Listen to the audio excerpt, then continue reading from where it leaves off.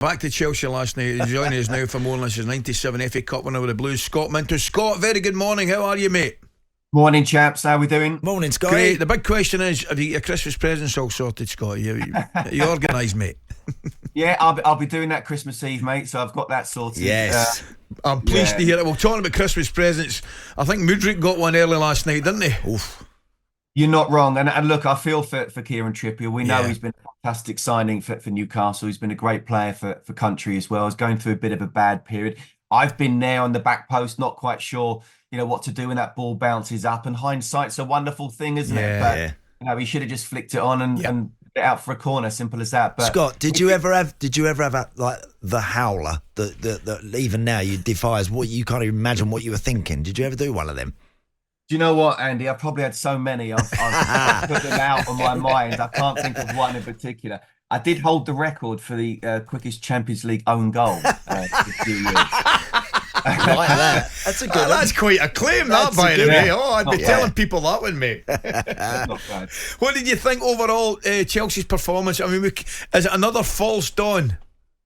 Well, the thing is, you only need to go back to October when they beat Fulham, as Andy was just saying, and stuck 4 past Burnley and should have beaten Arsenal. That was in October. And what happens? Lose at home to Brentford. Yeah. And then in November, they beat Spurs, scoring 4-4 draw against City and then get hammered 4-1 at St James's Park. So we've been here before.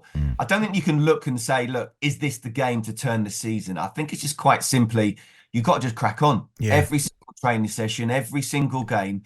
The next one now, heads right, Wolves away, which, look, I think Gary O'Neill's done a fantastic job, I really do. But I was at the London Stadium at the weekend and they were massively outplayed. That scoreline for West Ham didn't flatter them at all. So that's a winnable game. Palace at home winnable, Luton away winnable, and Fulham at home is winnable. They're the next 4.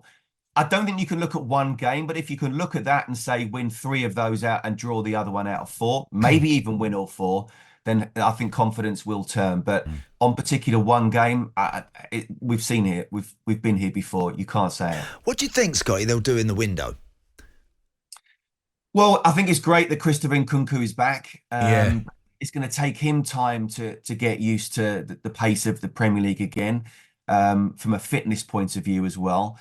And look, I've gone on record before, Andy, and said that you spent £1 billion. It's 600 million net. And you haven't got a world-class striker and you haven't got a world-class goalkeeper. You control the game in midfield, but you win the game in both boxes.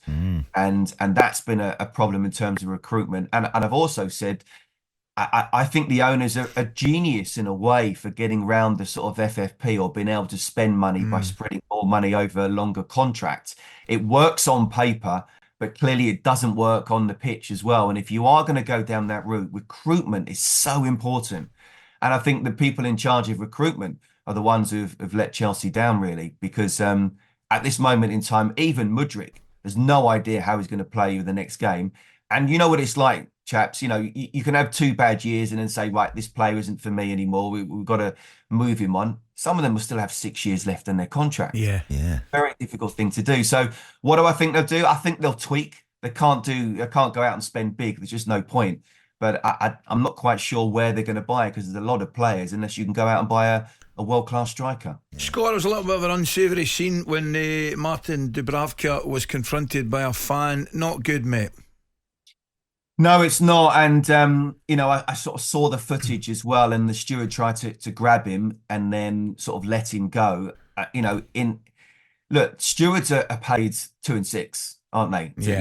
And it's very difficult to ask a steward to say, we don't know what someone's holding. Yeah, correct. Yeah, and put their life in danger. Yeah. I think the only thing you can do is hit the guy hard in terms of a ban. Yeah. A 5-year ban, a 10-year ban.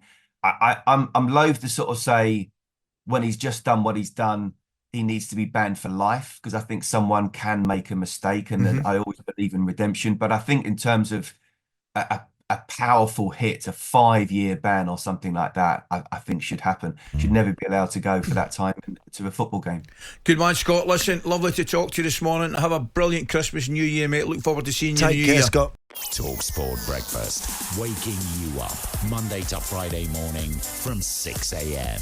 on AM, on DAB, via the talkSPORT app and on your smart speaker. talkSPORT.